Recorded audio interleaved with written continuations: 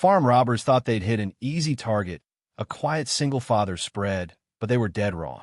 When his hidden past as a Green Beret sniper collides with their violent present, will anyone make it out alive? The old screen door creaked, just like it always did as I stepped out onto the porch. The sun was dipping low, painting the sky in streaks of orange and purple, the kind of beautiful sight Lily, my little girl, would try to capture with her crayons later. Usually, a deep quiet would be settling over our farm by now, just the whisper of the wind in the tall corn and the chirping of early crickets. But tonight, something felt off. It wasn't a sound, not yet anyway, more like a hum in the air, a stillness that was too still. I told myself it was just tiredness. Running a farm single-handedly while raising an 8-year-old could wear a man down. Still, a part of me, a part I tried to bury deep, was wide awake listening. Lily was inside, humming a little tune as she finished her homework at the kitchen table. Her bright, happy sound was the most precious thing in my world. After her mom, Sarah, passed, Lily became my everything, the reason I traded my old life for this patch of earth. This farm wasn't just land and a house. It was our fresh start, our safe place. I took a slow breath, tasting the cool evening air. The scent of hay and damp soil was usually comforting, but tonight it did little to calm the strange feeling in my gut. I scanned the tree line at the edge of our property. Everything looked normal. The old tractor sat where I'd left it, and the barn door was closed tight. No, wait. Was the gate to the far pasture latched? I thought I'd checked it this morning. Maybe a strong gust of wind. Or maybe not. "Papa, can I have a cookie?" Lily called, her voice pulling me back from the edge of my thoughts. "Just one sweet pea." I called back, forcing a smile into my voice. And then it's almost bath time. I walked the perimeter of the house, my boots crunching softly on the gravel path. It was a habit, this nightly check. Sarah used to tease me about it, saying I was like a mother hen with her chick. She didn't know the half of it, the real reasons I was always so watchful. Some habits, the ones learned in places far away where danger had 1,000 faces, didn't fade easily. They just slept, waiting. Tonight, they felt like they were starting to stir. I saw a faint light flicker deep in the woods, past our property line, then it was gone. Probably just campers, I tried to reassure myself, but the uneasy feeling tightened its grip. It was too quick, too sudden. Back inside, Lily was munching on her cookie, her legs swinging beneath her chair. "Papa," Mr. Henderson said he saw a coyote near his chickens again, she said, her brow furrowed with concern for our own small flock. "Don't you worry, Lily Bug," I said, ruffling her hair. "Our coop is strong, and I'm here." I always made sure the coop was secure, reinforcing it just last spring. It wasn't just coyotes I worried about, though I'd never tell her that. As I helped Lily with her bath, the sounds of splashing water and her giggles almost made me forget the feeling outside. Almost. After tucking her into bed, reading her favorite story about a brave little rabbit, I stood by her window for a long moment, watching her sleep. Her face was so peaceful, so innocent. A fierce wave of love, so strong it almost hurt, washed over me.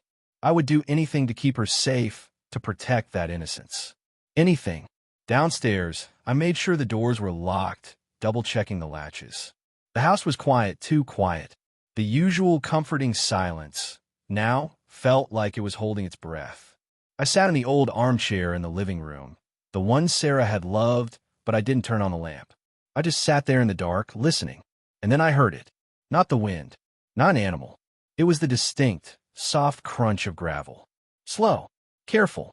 Someone was walking up our long driveway.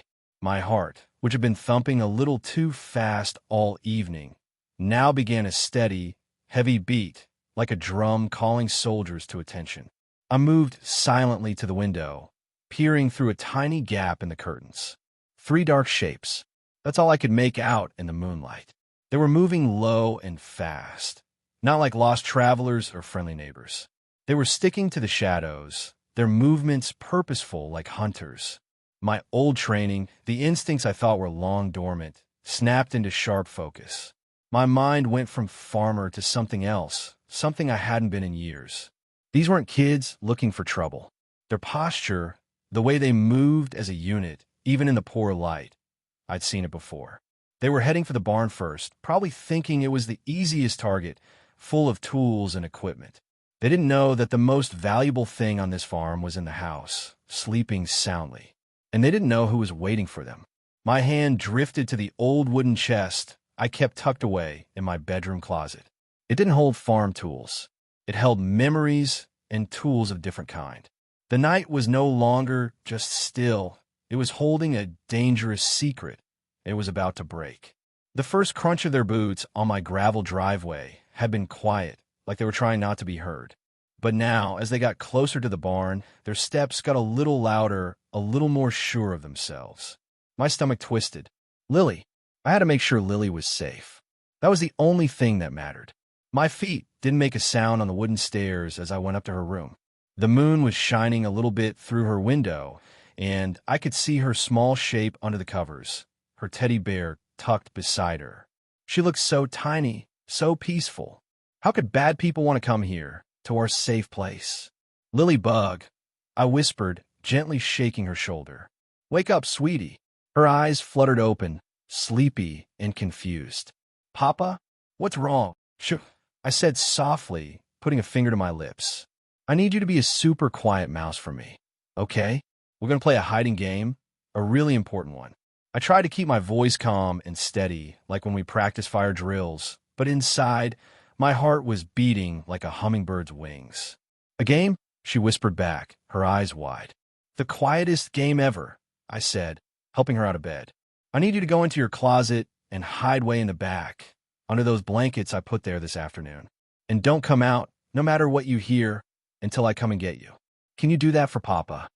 I had put an old, thick sleeping bag and a couple of heavy blankets in there earlier, telling her we were making a fort for later. Now it was her hiding spot. She nodded, her little face serious. She knew, even if she didn't understand everything, that this was important.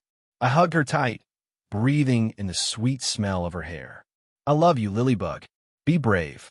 Love you too, Papa, she whispered, then tiptoed to her closet and disappeared inside, pulling the door almost shut, leaving just a tiny crack. Good girl. Now I could focus. I moved back to the window in my own room, the one that looked out over the barn and the yard. The three figures were at the barn door now. I could hear the low murmur of their voices, but not what they were saying. One of them was bigger than the others, seemed to be telling them what to do. They weren't using flashlights much, just quick little bursts of light, meaning they had some experience with moving in the dark. Amateurs wouldn't be so careful. They thought they were smart, sneaking around. My mind started to work like it used to, clicking through possibilities, dangers, and what I could do. The old me, the soldier, started to wake up inside. He knew how to watch, how to wait, how to see things other people missed. These men, they probably thought this was just some sleepy farm, an easy place to steal from. They probably saw me as just a tired old farmer. They had no idea what kind of hornet's nest they were poking. I took a deep breath, tried to push down the anger that was starting to bubble up. Anger was no good. Anger made you careless. I needed to be calm. I needed to think. I could see them now trying to pry open the big barn door. It was old, made of thick wood, but the lock was heavy-duty. I made sure of that. I heard a metallic screech as one of them used a crowbar. They were making noise now, not caring as much. Maybe they thought no one was home, or that if someone was, they'd be too scared to do anything. The sound of splintering would make me wince. That was Sarah's favorite door. She'd painted it bright red when we first moved in. More than just tools, they were breaking memories. One of them, the smaller one, kept looking back towards the house, like he was nervous. Good. Nerves made people sloppy. The big one finally yanked the door open with a loud groan of wood. They slipped inside the dark barn. For a moment, everything was quiet again, except for the thumping in my own chest. What were they looking for? My tools were decent, but nothing fancy. The old quad bike? It barely ran. It didn't make sense for this much trouble. Then, a light flickered on inside the barn. A powerful flashlight beam dancing around. They were searching, probably looking for anything easy to carry, anything valuable. My mind raced. I had no phone service out here tonight. A storm earlier had knocked out the local tower, and my landline was in the kitchen downstairs. Calling for help wasn't an option right now. It was just me, and the skills I'd prayed I'd never need again. I thought about the layout of the yard, the barn, the house. Where could I go? What could I use? My old hunting rifle was locked up, and getting to it without them seeing or hearing me would be risky. Besides, I didn't want to start shooting if I didn't absolutely have to. That would put Lily in even more danger. There had to be another way. My eyes scanned the yard, the woodpile, the old well cover, the thick bushes along the fence line. Each one was a spot, a piece of puzzle. Suddenly, one of them came back out of the barn. He wasn't carrying anything. He just stood there for a second, looking straight at the house. My breath caught in my throat. Did he see me? I stayed perfectly still, hidden in the shadows of my room. He stretched, then started walking towards the house, his steps slow but sure. He was coming to check the house. The game was changing, and it was about to get a whole lot more dangerous. The quiet house seemed to hold its breath with me. Downstairs, I heard them moving around. It wasn't the loud, smashing sounds from the barn anymore. Now it was quieter, more careful steps. My ears strained to catch everything. They were getting closer to the house. I could feel it. I knew they wouldn't just leave after the barn. People like that, they always wanted more. My hand was steady, but inside my stomach was doing flips. Lily was still asleep. Every quiet second felt like a gift I had to protect. I crept closer to the stairs, listening. I heard a low voice, then another. They were talking, but too low to make out the words clearly. It sounded like they were near the back door. I remembered leaving that old metal footlocker there. It was heavy, made of thick metal with a rusty lock.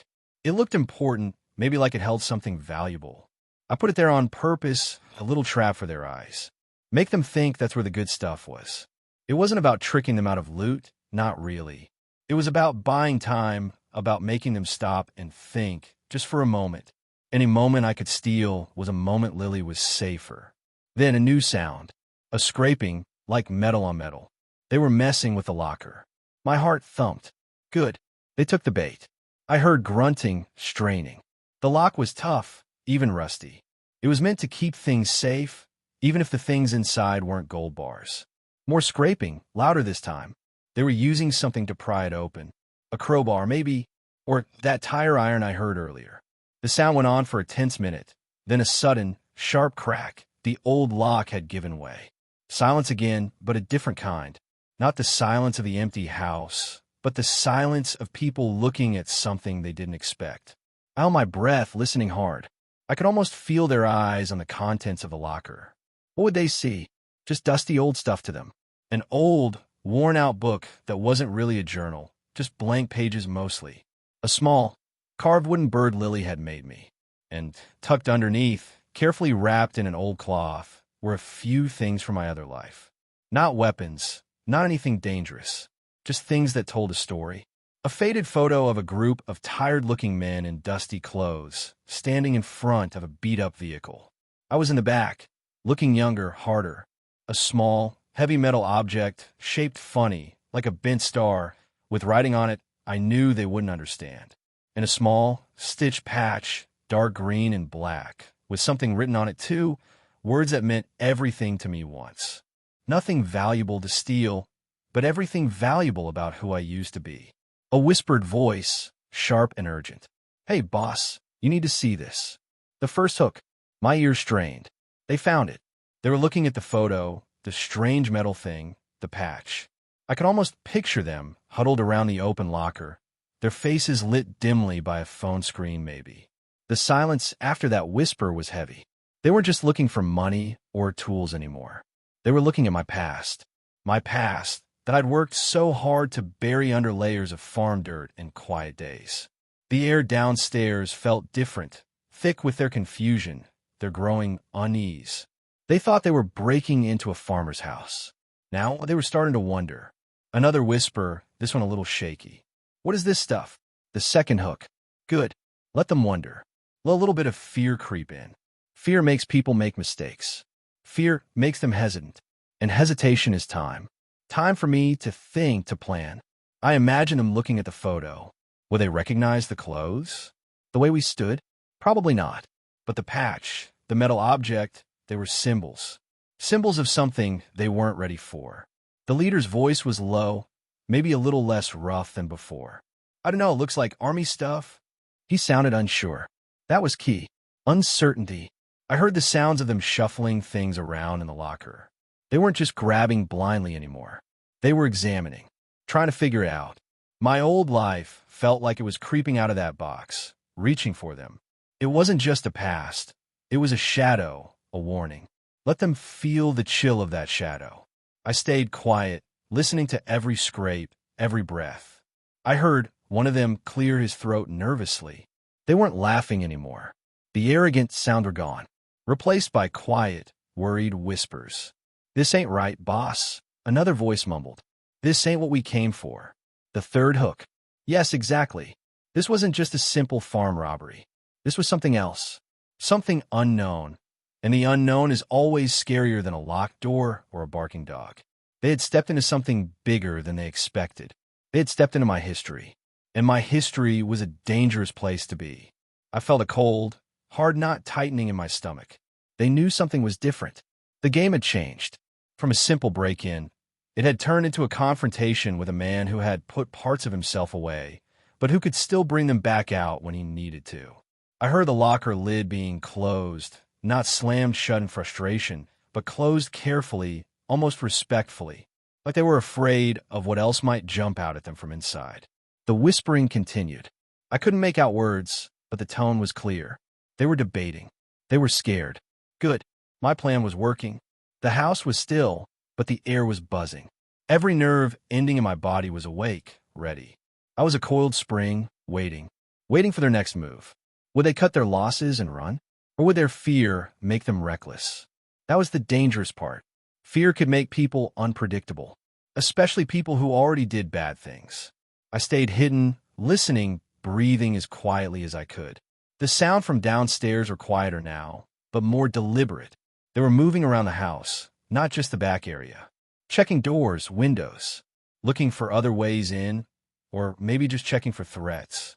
They knew I was here now, or at least they knew someone was here who wasn't just a simple farmer. The silence stretched on, tense and thick. I could hear the blood rushing in my ears. Waiting felt like an eternity. Waiting for the next sound, the next sign of what they would do. The old farmhouse, usually a place of peace and comfort, felt like a battlefield again, just like the dusty places I'd been before. But this time, the stakes were everything. My daughter was sleeping upstairs. That thought was a fire in my belly, keeping me focused, keeping me ready. I wouldn't let them touch her, or this place she called home. The quiet hum of the refrigerator felt incredibly loud in the silence. I listened for footsteps, for voices. They were moving slower now, less confident. The fear was doing its job. But how much fear was enough? And when would they decide fear meant striking first? I stayed frozen in the dark hallway upstairs, high above the back door. My eyes were glued to the narrow gap in the curtains that gave me a view of the small porch and the yard beyond. It was dark outside, only the moon and stars giving any light, plus the faint glow from the nearby town. The intruders were different now. Their big talk from the barn was gone. They moved quieter, slower, like cats sniffing around a new, dangerous place. The one who'd opened the locker kept looking around, his head on a swivel. He was jumpy. The fear had definitely set in with him. He still had that tire iron in his hand, but he wasn't swinging around anymore. He held it tight, like it was the only thing keeping him safe. They were talking in low voices again. I couldn't hear the words, but I could hear the tone. Nervous, jumpy. They knew they had found something they didn't understand. Something that smelled like trouble. My old life, that quiet part of me I kept locked away, was making them sweat. Good. Let them sweat. Let them think about what they were getting into. Let them wonder if the man who lived here was just a farmer or something else entirely. That uncertainty was a weapon all its own. It made them hesitant. One of them, the jumpy one with the tire iron, started to move away from the house, heading back toward the edge of the yard where their truck must be hidden. He was walking past the old oak tree, the one Lily loved to climb.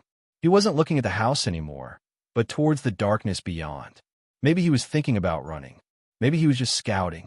Either way, he was moving into a spot I had planned for. My breath came out slow and quiet. My body felt strangely calm, like it knew exactly what to do. Years ago, in different dark places, my body had felt like this before. Ready. My hand was wrapped around the heavy wrench I'd grabbed from my toolbox on the way upstairs. It wasn't a gun. I didn't want to shoot them. Not yet. Killing them wouldn't bring Sarah back. It wouldn't make Lily feel safer in the long run. My goal wasn't to end them, but to stop them, to scare them off, to make them regret the day they decided to come to my farm. The wrench felt heavy and right in my hand.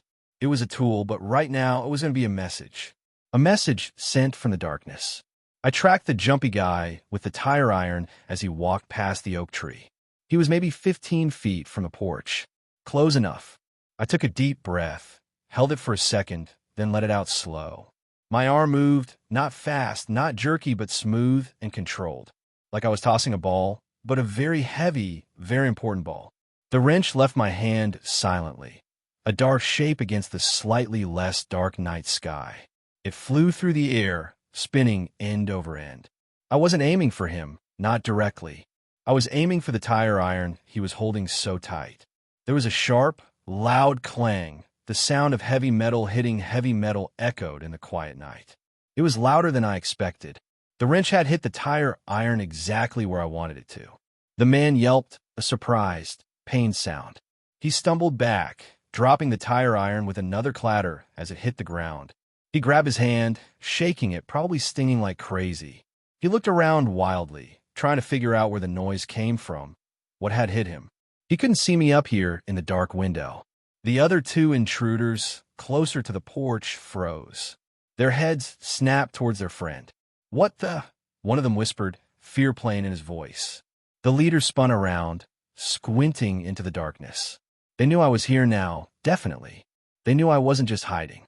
I was doing things, hitting them, even if it was just a tool hitting a tool. It was an attack from the shadows, from a place they couldn't see. The jumpy guy was still rubbing his hand, looking scared and confused. The tire iron lay on the grass near his feet. This was the second hook, the physical action. The wrench wasn't just a thrown object, it was a statement. Asterisk, I see you. I can reach you. And I'm not defenseless. Asterisk, they were facing someone who wasn't playing by their rules. They were used to people being scared, giving up. They weren't used to someone fighting back in ways they didn't understand. My heart was pounding now, but it wasn't just fear. It was the rush of adrenaline, the feeling of being back in control, even just a little bit. I had taken one of their weapons, and I had put fear in their eyes. 2 more to go. I stayed still, watching them, waiting for their reaction. Would they get angry? Or would they get even more scared? Their next move would tell me everything. The night air felt cool on my skin. I was ready for whatever came next. Ready to protect my home and my daughter. Ready to use whatever I had to. The sounds of the night seemed to have stopped, replaced by the tense silence of 3 scared men and 1 watchful father. 5. The quiet house seemed to hold its breath with me. Downstairs, I heard them moving around. It wasn't the loud, smashing sound from the barn anymore. Now it was quieter, more careful steps. My ears strained to catch everything. They were getting closer to the house. I could feel it. I knew they wouldn't just leave after the barn. People like that, they always wanted more. My hand was steady, but inside, my stomach was doing flips. Lily was still asleep. Every quiet second felt like a gift I had to protect. I crept closer to the stairs, listening. I heard a low voice, then another. They were talking, but too low to make out the words clearly. It sounded like they were near the back door. I remembered leaving that old metal footlocker there. It was heavy, made of thick metal with a rusty lock. It looked important, maybe like it held something valuable. I put it there on purpose, a little trap for their eyes. Make them think that's where the good stuff was. It wasn't about tricking them out of loot, not really. It was about buying time, about making them stop and think, just for a moment. Any moment I could steal was a moment Lily was safer. Then a new sound, a scraping, like metal on metal. They were messing with the locker. My heart thumped. Good. They took the bait. I heard grunting, straining. The lock was tough, even rusty. It was meant to keep things safe, even if the things inside weren't gold bars. More scraping, louder this time. They were using something to pry it open. A crowbar, maybe, or that tire iron I heard earlier. The sound went on for a tense minute, then a sudden, sharp crack. The old lock had given way. Silence again, but a different kind. Not the silence of the empty house, but the silence of people looking at something they didn't expect. I held my breath, listening hard. I could almost feel their eyes on the contents of the locker. What would they see? Just dusty old stuff to them. An old, worn-out book that wasn't really a journal, just blank pages mostly. A small, carved wooden bird Lily had made me. And tucked underneath, carefully wrapped in an old cloth, were a few things from my other life. Not weapons, not anything dangerous, just things that told a story. A faded photo of a group of tired-looking men in dusty clothes, standing in front of a beat-up vehicle. I was in the back, looking younger, harder. A small, heavy metal object, shaped funny, like a bent star, with writing on it I knew they wouldn't understand. And a small, stitched patch, dark green and black, with something written on it too, words that meant everything to me once. Nothing valuable to steal, but everything valuable about who I used to be. A whispered voice, sharp and urgent. "Hey, boss, you need to see this." My ears strained. They found it. They were looking at the photo, the strange metal thing, the patch. I could almost picture them huddled around the open locker, their faces lit dimly by a phone screen maybe. The silence after that whisper was heavy. They weren't just looking for money or tools anymore. They were looking at my past. My past that I'd worked so hard to bury under layers of farm dirt and quiet days. The air downstairs felt different, thick with their confusion, their growing unease. They thought they were breaking into a farmer's house. Now, they were starting to wonder. Another whisper, this one a little shaky. "What is this stuff?" Good.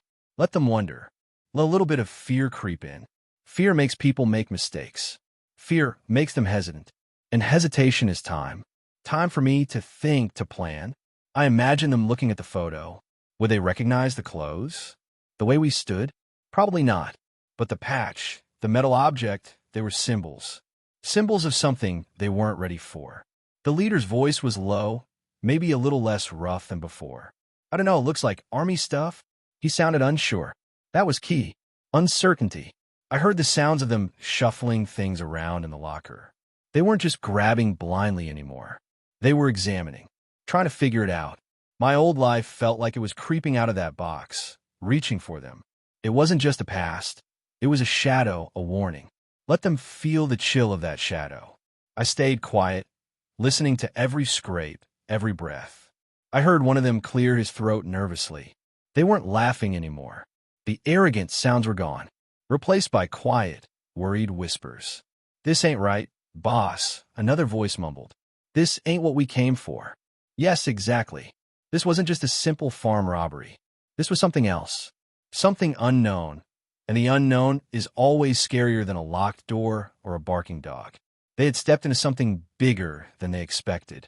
They had stepped into my history. And my history was a dangerous place to be. I felt a cold, hard knot tightening in my stomach. They knew something was different. The game had changed. From a simple break-in, it had turned into a confrontation with a man who had put parts of himself away, but who could still bring them back out when he needed to. I heard the locker lid being closed, not slammed shut in frustration, but closed carefully, almost respectfully, like they were afraid of what else might jump out at them from inside. The whispering continued. I couldn't make out words, but the tone was clear. They were debating. They were scared. Good. My plan was working. The house was still, but the air was buzzing. Every nerve ending in my body was awake, ready. I was a coiled spring, waiting for their next move. Would they cut their losses and run? Or would their fear make them reckless? That was the dangerous part. Fear could make people unpredictable, especially people who already did bad things. I stayed hidden, listening, breathing as quietly as I could. The sound from downstairs were quieter now, but more deliberate. They were moving around the house, not just the back area. Checking doors, windows, looking for other ways in, or maybe just checking for threats. They knew I was here now, or at least they knew someone was here who wasn't just a simple farmer. The silence stretched on, tense and thick. I could hear the blood rushing in my ears. Waiting felt like an eternity. Waiting for the next sound, the next sign of what they would do. The old farmhouse, usually a place of peace and comfort, felt like a battlefield again, just like the dusty places I'd been before. But this time, the stakes were everything. My daughter was sleeping upstairs. That thought was a fire in my belly, keeping me focused, keeping me ready. I wouldn't let them touch her, or this place she called home.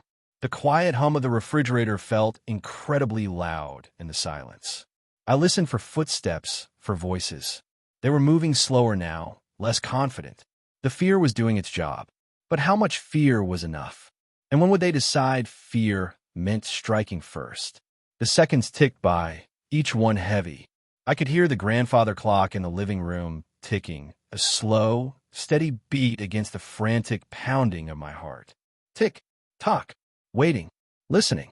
They were near the front of the house now, I thought.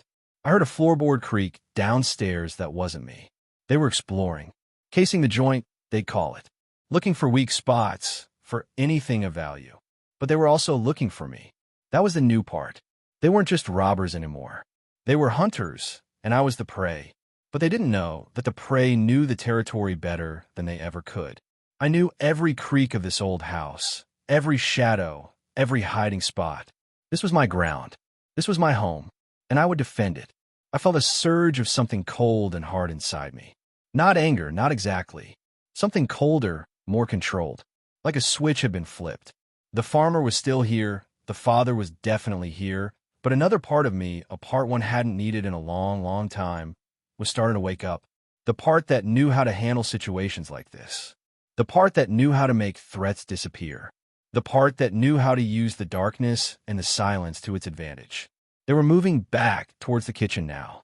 I could hear the faint sound of their heavy boots on the linoleum floor. They were getting closer to the back door again. Closer to where the locker was, closer to where they had their moment of doubt. Maybe they were going to talk about it again. Maybe they were going to try and figure out what they saw. Or maybe they were just trying to decide if the risk was worth it. I hoped the fear would win. I hoped they would just leave. But deep down, I knew they wouldn't. Not yet. Not after what they'd seen in that box. That box had changed everything. It had turned a simple robbery into something personal. And that was a dangerous thing for them to have done. I stayed still, a shadow in the shadows, waiting to see what their fear or their greed would make them do next. My eyes didn't leave the dark shapes moving below. Not for a second. 6. I held my breath, watching for my hiding spot. They were jumping now. Not like before, not like when they were smashing things in the barn. Now, they moved quiet, looking around all the time. The one who found the stuff in the box was still near the back door, shifting his weight from foot to foot. He had that tire iron in his hand, but it looked like he was holding it more for comfort than anything else. He kept glancing towards the dark yard, like he was expecting something to jump out at him. Good. Let him worry. Let him think about things that go bump in the night, especially when the bumps were coming from me. I was upstairs in the narrow hallway that looked down over the back porch through a small, dusty window gap. It wasn't much of a view, but it was enough. Enough to see shapes moving in the dim light. Enough to hear the low sounds of their nervous talking. They were still whispering, arguing maybe, trying to decide what to do. The leader was there too, and the third one.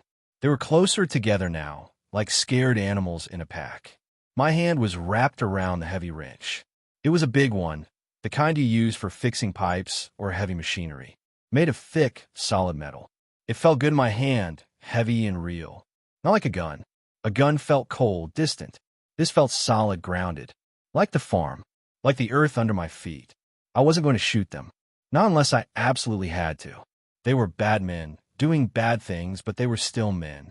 And I wasn't that man anymore, the one who ended things with a pull of a trigger. I was Lily's dad. That changed everything. But I could still make them stop. I could still make them understand they shouldn't be here. The jumpy one, the one with the tire iron, started to walk away from the porch again. He moved slow, careful, looking back at the house. He walked towards the old oak tree in the yard, the one Sarah and I had planted years ago, the one Lily played under. He stopped near the tree, looking out towards the edge of the property, maybe checking the path back to their truck. He was just in the right spot. I took a slow, deep breath, filling my lungs with the cool, dusty air of the old house. My mind felt clear, focused, like everything else in the world had faded away, and there was only this moment, this man, and the wrench in my hand. I raised my arm slowly, quietly. No sudden movements. My body remembered this, even if my mind tried to forget. It remembered how to be silent, how to be precise. With a quiet exhale, I sent the wrench on its way. It wasn't a hard throw, not like I was trying to break something far away. It was a short, strong throw, aimed right at the tire iron he was holding. A message delivery. The wrench spun through the air, a dark shape against the night sky. It flew true. Clang. The sound was loud, sharp, surprising. The wrench hit the tire iron dead on. I heard the man gasp, a sharp intake of breath. He yelled something, a surprised, pained shout. The tire iron flew out of his hand and landed somewhere in the grass with another dull thud. He stumbled back a step or two, grabbing his hand, shaking it hard. It must have stung like fire. He looked around wildly, his eyes wide, even in the dim light. He couldn't see me up here. The other two froze. They spun towards him, their faces pale. "What was that?" one of them yelped. The leader stared at the spot near the oak tree, then up at the house. He knew. He knew it came from inside. From me. The jumpy guy was still shaking his hand, staring at the ground where the tire iron had fallen. He looked terrified. Good. That's what I wanted. Terror. This was the hook. The unexpected physical blow from the unseen. It wasn't a fair fight, not in the way they thought of fighting. It was something else. Something designed to disorient, to scare, to make them doubt everything they thought they knew. They came expecting an easy target, a farmer with a few valuable things. They found a house that fought back. A man who used the darkness and the silence to his advantage. They were two against one now, but I had the advantage of surprise, of knowing the territory, and of a different kind of readiness. The readiness that comes from having everything to lose. I stayed still, watching them. The leader was talking to the other one in quick, urgent whispers. They were scared. I could feel it from up here. The air felt thick with it. The jumpy guy was backing away from the oak tree, moving closer to the other two. He didn't even try to pick up the tire iron. He just wanted to be near his friends, like little kids in the dark. They were looking up at the house now, trying to see something in the windows. They wouldn't see me. I was part of the darkness, part of the old house. They were standing still, huddled together, looking lost. The earlier confidence was completely gone, replaced by fear and confusion. They didn't know what to do next. That was a good place to have them, stuck between wanting to run and wanting to know what was happening. I didn't move. I didn't make a sound. Just watched and waited. Let them stew in their fear for a moment. Let them think about what else might come flying out of the darkness. What else this farmer might have hidden up his sleeve. My hands were steady, no longer trembling. My heart was still beating fast, but it was a strong, steady beat now. The beat of a man ready to protect his home. The leader said something sharp, his voice a little louder this time, but still tight with tension. He pointed towards the front of the house. Maybe they were going to try another way in. Or maybe they were just trying to decide on a plan. They started to move, slowly, carefully, away from the back door, heading around the side of the house towards the front. 3 dark shapes, moving cautiously through the moonlit yard. I watched them go, not letting my guard down for a second. They were scared, yes, but scared people could still be dangerous. Sometimes even more dangerous. The jumpy one kept looking back at the oak tree, like the wrench might come flying out again. The leader seemed annoyed, frustrated. This wasn't going like they planned. And that was a good thing for me. I was winning the first part of the fight, the part that wasn't about fists or weapons, but about fear and control. I had taken away their confidence and given them doubt. Now, they were heading toward the front. I would need to move. Move quietly, move fast, and be ready for whatever they tried next.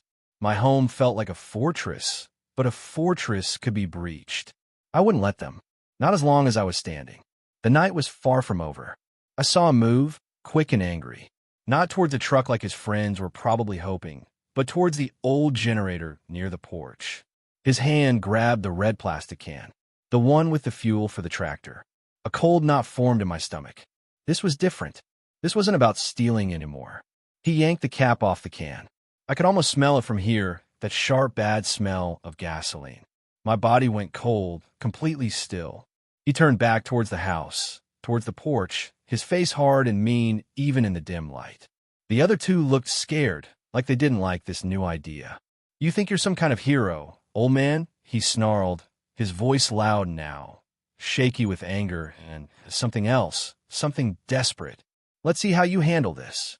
He started tipping the can. I heard the liquid slosh inside, then a steady stream of it hitting the dry wooden boards of the porch. Splash, splash, splash.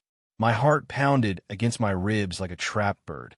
He was splashing it everywhere, near the front door, along the edge of the house, dangerously close to the walls. The walls of Lily's home. The only home she had ever known. This wasn't about money. This wasn't about getting back at me for scaring them. This was about pure nastiness. About destroying something I loved because they couldn't take what they wanted. The smell of the gasoline was stronger now, even up here. It clawed at the back of my throat. My mind raced, faster than it had in years. Every bit of my training screamed at me. Asterisk threat. Neutralize. Fast. Asterisk, but a colder, deeper part of me, the father part, was screaming something else. Asterisk fire. Lily. Asterisk. He was still splashing, emptying the can. The other two were backing away slowly, looking nervous. They didn't want this. This was too much, even for them. The leader didn't care. He was focused only on the house, on the damage he was doing. His eyes looked wild. He was high on his own anger. "You built this quiet life," he yelled, his voice raw. "Think you can just hide away?" He kicked at the wood of the porch, sending a spray of gasoline higher up the wall. The wood was old and dry. It would burn fast. So fast. I imagined the flames, orange and hungry, climbing the walls, reaching for the roof, reaching for Lily's room. The thought was like a punch to the gut. He lowered the now empty can. He reached into his pocket with his free hand. My eyes locked onto that hand. What was he reaching for? A knife? No, he had something else in mind. He had the can of gasoline. He was reaching for something to light it with. A lighter. Of course. A cheap plastic lighter. This was the hook. The lighter. The simple, everyday thing that could turn everything into ash. The smell of gasoline filled the air. It was a physical threat, something real and immediate. Much more real than the shadows or the quiet fear. The silence of the night seemed to press in, making the little sounds stand out. His heavy breathing, the nervous shuffling of the other two's feet, the distant sound of crickets that seemed impossibly far away now. My body tensed. Every muscle was ready to move. But how? If I went out there, he might light it before I got to him. If I waited, he would light it. There was no good option. Only the one I had to make. The one that kept Lily safe. My eyes flicked towards the stairs, towards her room. She was still asleep. Still safe. For now. He pulled the lighter out of his pocket. It was small and red. He held it up, fiddling with the little wheel on top, getting ready to make a spark. "This is what you get for messing with us, old man," he sneered. His eyes met mine for a split second through the window gap. Did he see me? Maybe.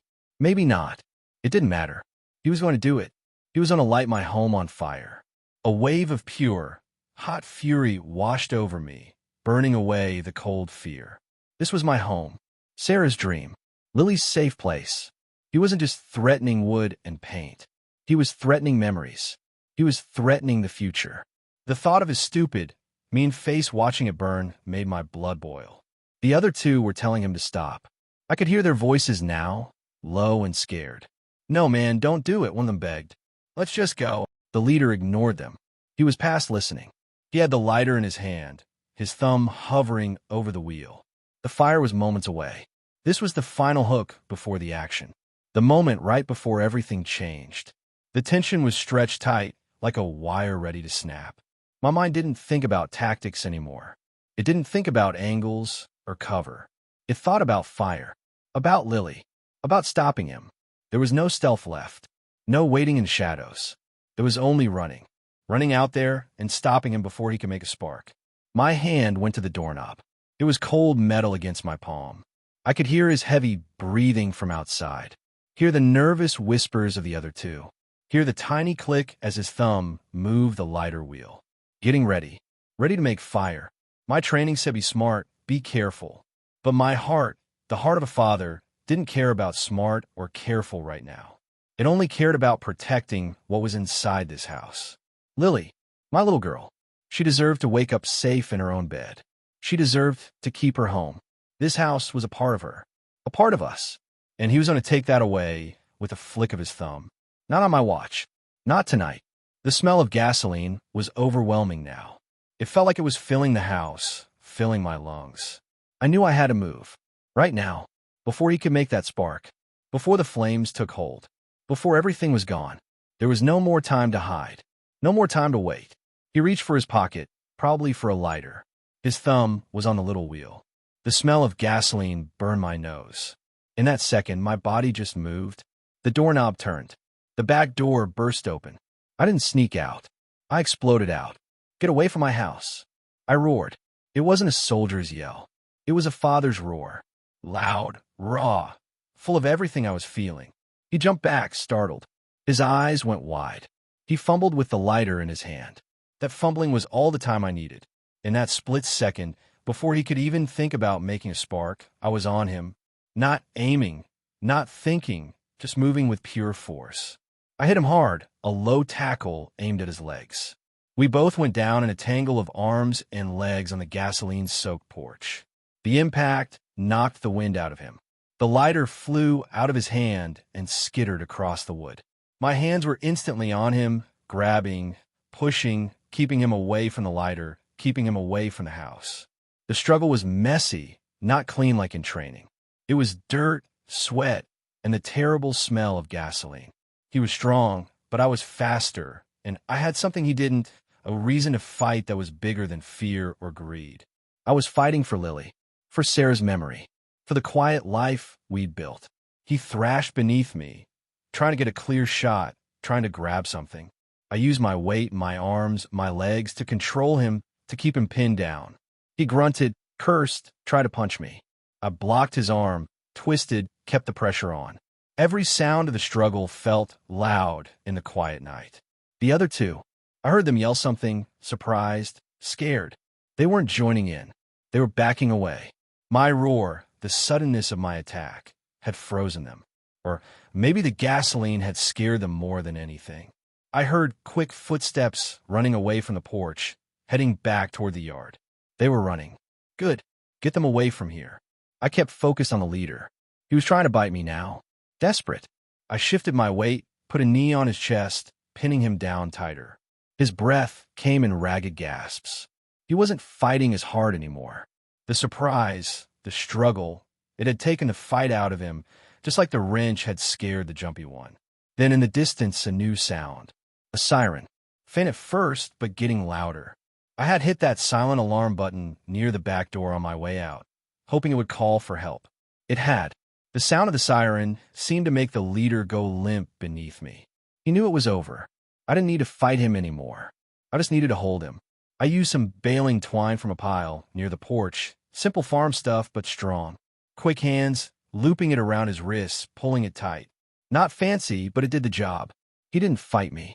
He just lay there, breathing hard, looking up at the dark sky, nursing what felt like a broken nose. The siren got louder and louder, its red and blue lights flashing through the trees. It pulled into the driveway, tires crunching on the gravel just like the intruder's truck had hours ago. A flashlight beam cut through the darkness. Sheriff's office. Hands where I can see him.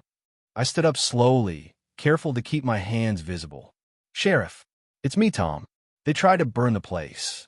I was shaking now. The adrenaline started to wear off, leaving me feeling weak and shaky. The sheriff, a man I knew, saw me, saw the man tied up on the porch, saw the smell of gasoline. He and another officer moved fast, taking control, checking the porch, checking the tied-up man. Asked if I was okay. Asked if anyone else was here. My daughter, I said, my voice thick. Upstairs. She's safe. Just then, the front door opened slowly. Lily, her eyes wide, looking scared. She must have heard the commotion, the siren. Papa, she whispered. Lilybug. My voice cracked. I ran to her, forgetting the sheriff, the tied-up man, everything. She ran into my arms, her small body trembling. I held her tight, burying my face in her hair, breathing her in. She smelled like sleep and sunshine. Safe. She was safe. Looking at her, at the old farmhouse still standing behind her, smelling the gasoline but seeing no flames, a wave of relief washed over me, so strong it almost brought me to my knees. It had been worth it. Every scary second, every old memory pulled back to the surface. The shadows of my past, the skills I thought I'd buried forever, they hadn't been a curse tonight. They had been a shield. They had saved our future. My arms tightened around Lily, holding her close. We were okay. We were home.